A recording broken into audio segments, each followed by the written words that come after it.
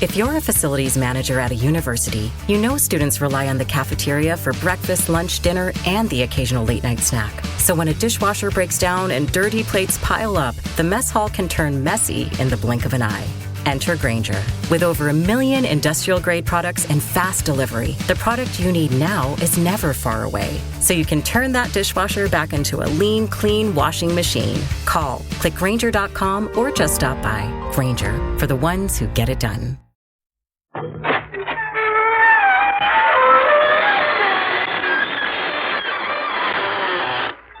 Good evening, friends of the creaking door. This is your host to welcome you into the inner sanctum. Come on in. Come in, whoever you are, whatever you are, whether you're alive or dead. In fact, the deader you are, the more we like you. Some of us have gotten the arts and crafts rage. You know, the urge to make and unmake things with our bare hands. Gadgets and copper, silver, and bone. So striking they make your head roll. One character drove himself into such a creative frenzy, he worked himself right back into the grave. I won't tell you who or what he is, because sooner or later you'll surely be seeing him around.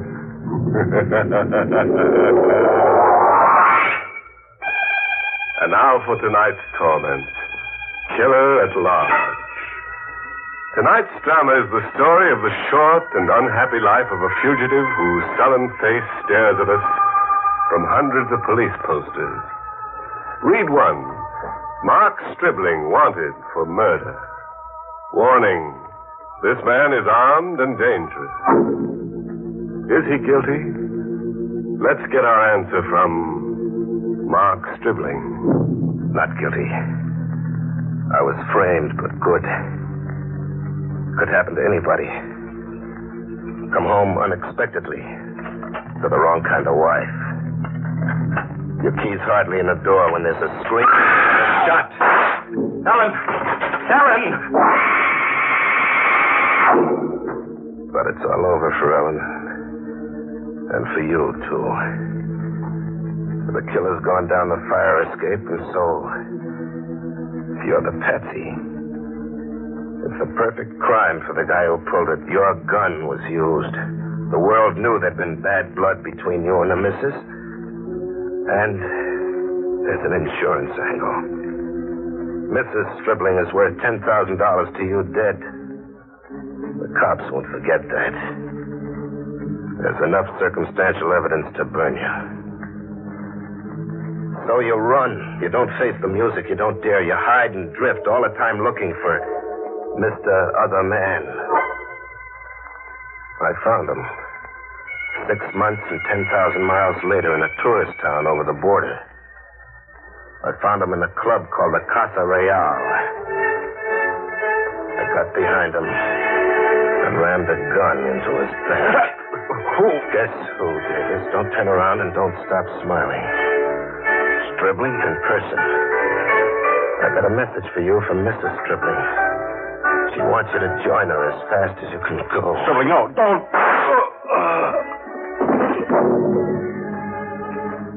The long chase was over. I'd gotten my man. I ditched the gun and got away without being identified. I'd won, and I'd lost. I was really wanted for murder now. I got off the streets into another club, one with a jukebox that talked United States this time. I wanted to forget murder. I wanted to find a girl and find something to laugh about. And then one came in the door, a real looker. I watched her come right at me, like she'd picked me, just as I'd picked her. Hello. New York? Frisco. Stribling's the name I use. And you? Maxine. Fancy name. Can I buy you something? Coffee. Black. Black coffee for the lady, amigo. Thanks. Now, can I sell you something? Well, it depends. What are you selling? Blind packages, like this one. For you, special. And don't be fool enough to open it here. Fool enough? What's in it? Your hammer's in that package. The one you use nailing up coffins. In other words, Stripling, your gun. Is this some kind of gag? No. Where'd you get the gun from? Out of the ash can I saw you throw it in. Why? That's a long story. Why? I want somebody to confide in, somebody I can trust. Trust with what? I'll tell you some other time. Come see me tomorrow morning, room 110, the Hotel Chico. Bye now. I didn't wait for tomorrow morning. You don't when you're suddenly sitting on a keg of dynamite labeled Maxine. I followed her out instead and tailed her through the streets. I didn't have to tail her far, just about 10 blocks to a club I recognized. The Casa Real. I'd run out of it only an hour ago, with a smoking gun in my hand. I didn't wait until morning to go to Maxine's room in the Hotel Chico. I went right to it to wait for her, to surprise her. I didn't bother going up the usual way. I went up by way of the fire escape in the back. I found room 110, but the window was sealed tight. I had to kick it in. Inside, I found an easy chair and a deck of cards. I played solitaire, with my gun in my lap, waiting for Maxine. Morning was an hour old when Maxine came home. She had a camera slung over her shoulder, a big one, like she made picture-taking a business. She saw me and didn't bat an eyelash. How's your solitaire game? I'm ahead. Don't you come home nights? I work nights. What at? With this camera, I've got the picture-taking concession in the Casa Real. You saw me shoot somebody in there? I did. Then you followed me out. That's how you came to fish my gun out of that ash can, huh? That's right. Why'd you really trail after me? To return the gun? To get an idea across to you. What idea? That I own you from now on. Body and soul and gun. Here's my life insurance policy. A picture? Pop your eyes over it, killer. It's my life insurance and your death warrant. You were fast on the trigger in the Casa Real last night, but I worked with a fast camera lens. How many prints of this have you got? Just the one you're holding. Doesn't flatter me. Where's the negative? In an envelope addressed to the police. To be delivered if... If what? If a friend holding it doesn't see me around for a while and gets to think I've been murdered for taking pictures. What are you after? Money. Ever dream of having all the money in the world? Not enough to lose any sleep. Where do we get all this money? Deep into the interior. And from there, a week's climb on foot with a mule pack. Climbing Monte Muerto. Monte Muerto? That's a lot of climbing. The mountain goes up 14,000 feet. We'll climb it. Who's got all that money up there? An old hermit. An American originally. Ever hear of Teacher Jonas? Never. Neither had I until I went to a library. Teacher Jonas was a multi-millionaire Oklahoma oil man once. Back in 1914, before we were born, oil poured for him like rain from heaven. And then a plague killed his family, his wife, his mother, his daughter. Right after that, his only son committed suicide. Guy blows his top when hard luck piles on like that. Yeah, that's just what happened to Teacher Jonas. His mind cracked. Oh. So he took himself out of the world. He packed up and climbed out as high as he could get. Teacher Jonas came to Monte Muerto with everything he owned converted into cash, into gold. He's up there somewhere, dribbling an old lunatic of 80 with more money than he can count. How'd you tumble to Teacher Jonas? Listening in on table talk at the Casa Real. A tramp pilot named Wiley Scott was boasting to a companion, a ship's cook from Veracruz named Genesee. Wiley was trying to get Genesee to stake him to provisions, a pair of mules, and a guide. How'd Wiley find out about Teacher Jonas?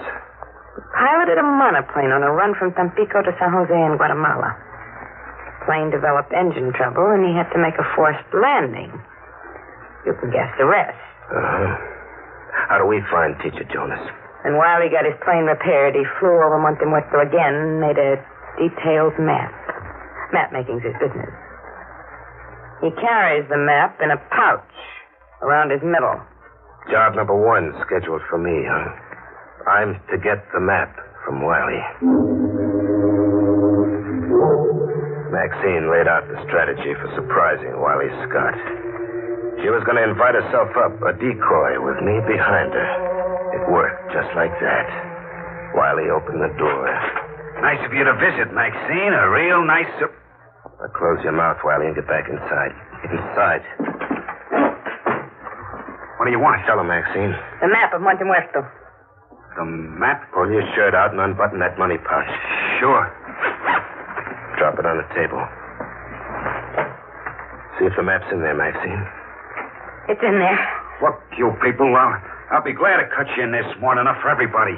There's too much there for one man to keep... Shut up. The lady says no deal. Now, Stribling. No, I don't mind a minute.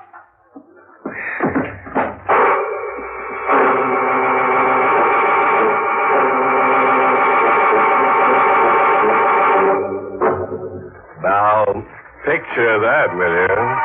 Since Maxine became a camera fiend, Stribling's become a horribly negative guy. She caught him acting the killer and liked the show so much she ordered a repeat performance on Wiley Scott, the treasure of Monte Muerto. Now she's got him climbing the highest mountain. But let Stribling tell us what gives, besides his mind, as he bushwhacks his way to the peak of Monte Muerto. We were about a day out with the wind in our faces, maybe 4,000 feet up Monte Muerto with 10,000 more to go. We had 2 mules along packing provisions. We also had a guide we bought ourselves in a village, a local character named Stefano, whose face spelled trouble. We needed him for map reading, but he'd need watching. Senor Stribling. Yes, Stefano. The wind blow like a hurricane. Better we camp here. And lose time? What's wrong with a little wind? Stefano's right. If we try circling that ledge, the wind will blow us off the mountain, mules and all. We'll make camp here. In this marsh? Better than the ledge. At least here we're not exposed. Try telling that to the snakes. We'll build a fire. Make camp, Stefano. Si, senorita. The order of the day, huh? Get used to taking orders. And don't ever point your gun my way by mistake. Killing me is like committing suicide. We made camp and got a fire going. And within an hour, the wind let up as suddenly as it began. Monte Muerto was like that. And then, riding out with the wind as it blew up trail toward the peak, came a shout. Hello! Hear that, Maxine? Somebody calling to us from down trail. Let me listen. Hello! One thing, we haven't got the mountain to ourselves. That voice. I've heard it somewhere. Can you make out where and who? Yes. It's that ship's cook from Veracruz. Genesee. The one Wiley Scott was trying to get a steak from that night in the Cathedral. Must have seen the smoke rising from our fire. What do you suppose Genesee's on the mountain for? One guess. He pumped Wiley Scott like you did, huh? And he's out to make it in his own, like we are. But he doesn't make it, eh, Maxine? When he appears, you order me to give him what Wiley got. No. Not when he appears. Not with Stefano here watching. You go down to Genesee instead. I hurried through the brush, and then after a ways, I slowed down, stalking like a hunter stalks. There was no sound now except birds screeching. No sound of Genesee. And then, all of a sudden, I heard all the sound Genesee had in him. He was screaming somewhere on the trail, screaming like a guy gone crazy with fright. I cut in the direction of the screams as fast as I could go. I reached to where Genesee figured to be. But there was no Genesee. Only a pack mule at the edge of what looked like a shimmering bed of hot sand. Quicksand. It looked like Genesee had fallen in. All that was left of him was a hat sitting on the edge. But as it turned out, that was what Genesee wanted me to think.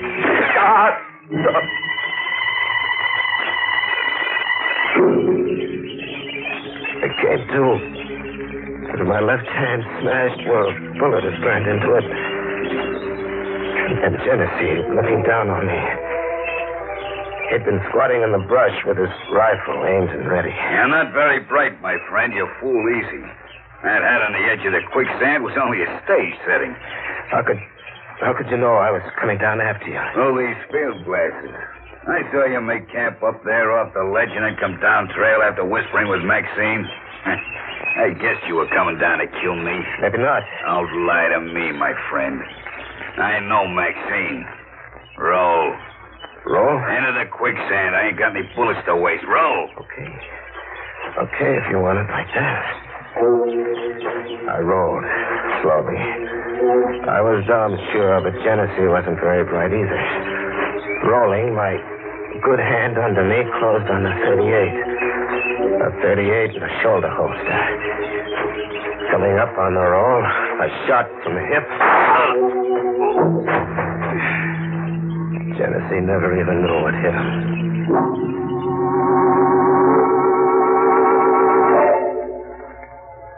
I got back to camp.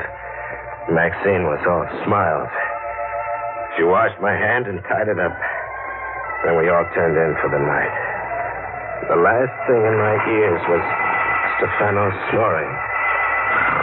And then the fever throbbing in my hand rose to my head and I passed out.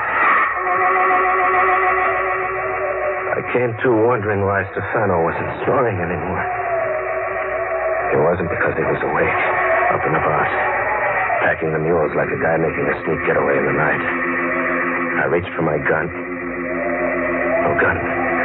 My gun was gone. I see you are awake, Senor Stribling. A good thing. Quiet. Well, awake the señorita. Please do not do nothing foolish, senor. Stefano does not want to harm you and the charming señorita. What does Stefano want to do? To take the mules and himself to the senor teacher Jonas. What do you know about teacher Jonas? As much as you do, senor. You see, the Senor Wiley Scott also tells Stefano everything when he asks Stefano to work for him. He's a guide to the top of Monte Muerto. Adios now, Senor Stribling. I have a long way to go. Stefano had left us to what seemed sure death. Either starvation, one of those sudden quicksand beds, an animal, or a snake. But we kept pushing on, Maxine and me. 3 nights and 2 days. With Maxine breaking into laughing jag after laughing. Now what's so funny? You. The tender way you're keeping me alive and I've got to keep you alive. Even if it kills you to do it. You hate me, don't you, Stribling? I'll give you one guess. If you only knew where I'd left that negative. I'll know. I'm keeping you alive, sure, just about. But that mud water you've been drinking and the rotten food, you'll catch yourself a fever on it sooner or later, and then you'll talk. You'll rave with fever, and before you know it, you'll let on where you left that negative. When that happens, I'll kill you. But I had an exclusive on fever. My head was swimming in it. My hand, the hand Genesee shot, I wanted to cut it off. And then what seemed a half day from the peace, we ran into Stefano again. Maxine saw him first. Look. Where? Up there, hanging from the tree. What? Stefano. It was Stefano, strung up by the neck and grinning like he knew the joke was on him. I cut him down. The $64 question of who strung Stefano up was answered in a note pinned to his clothes. What does the note say? I'll read it to you. You're next, Stribling. And after you, our mutual Maxine. It's signed Wiley Scott. Wiley Scott. But I shot him through the heart and left him in the hotel closet.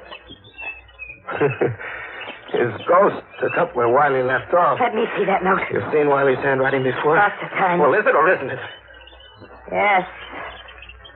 Wiley wrote this note. A dead man hung Stefano. You get to a point where you don't figure things out anymore. You don't think. You just push on like we did to the top. Or die. And then not much further to go. Smoke. Smoke coming from the chimney. Yeah. It's Teacher Jonas's hideaway. We made it. Almost. We got a good quarter mile yet. Sibling. What? Wiley's up there. Look through these field glasses you took from Genesee. See what I saw? Yeah. Wiley out front with a rifle standing guard. We made it, but we're licked anyway. We show, and Wiley or his ghost shoots us down. No. We don't do it like that. I show. Wiley draws a bead on me. His eyes are on me. You find an approach behind him. With my bare hands, I only got one With hand. a rock. You kill Wiley with the biggest rock you can find. We tried it like that. Maxine stumbling into Wiley's view, then pulling a dead faint 100 yards away. Me crawling on my knees and stomach from the rear with a rock. I waited until Wiley bent over Maxine, and then I heaved. When Wiley came around to consciousness, I had his rifle. I rose again, I guess. How'd you come back to life? That day in my room. You shot okay, but you only knocked me out. The concussion did that. I always wear a bulletproof vest. How'd you beat us up here? Shortcut I didn't indicate on the map. And the old man, Teacher Jonas, what'd you do with him? I don't see him. The old man's dead. He died this morning in his room. You killed him? Nah, I found him dying.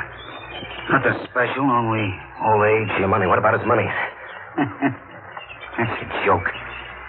Old Teacher Jonas told me I could have it if I wanted it bad enough. Seeing as he was dying without heirs. He was a real old gentleman. If he was crazy, you couldn't tell. Where'd he say he kept the money, Wiley? In an iron trunk in the kitchen. In an iron trunk in the kitchen. You take care of Wiley, sibling. Maxine, wait a minute. Let her go, Stribling. She deserves what she's gonna get. What she's gonna get? What do you mean, what she's gonna get?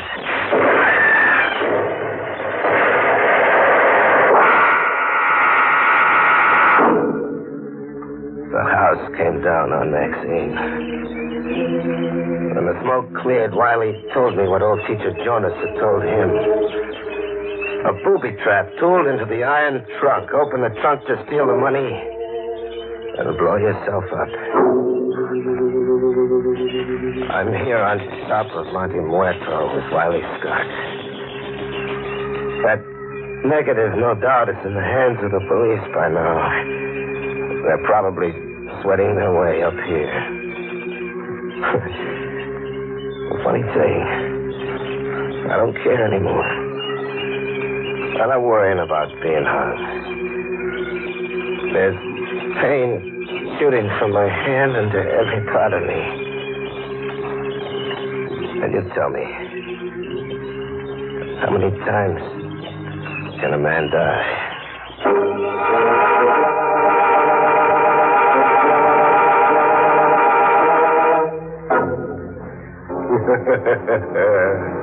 Nothing like blowing your top in high places. Maxine and Stribling reached the peak, all right. The peak of insanity. Poor Stribling's absolutely disinterested in that picture Maxine took of him now. He figures you can't hang a man for dying. Moral? Oh, sure. I copied this dilly out of an old edition of Callahan's Catalog for Climbers. Quote, sometimes the road up leads underground.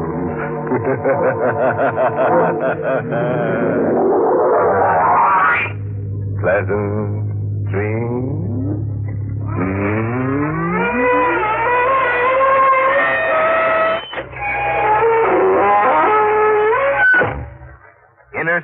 has been brought to you through the facilities of the United States Armed Forces Radio Service, the voice of information and education.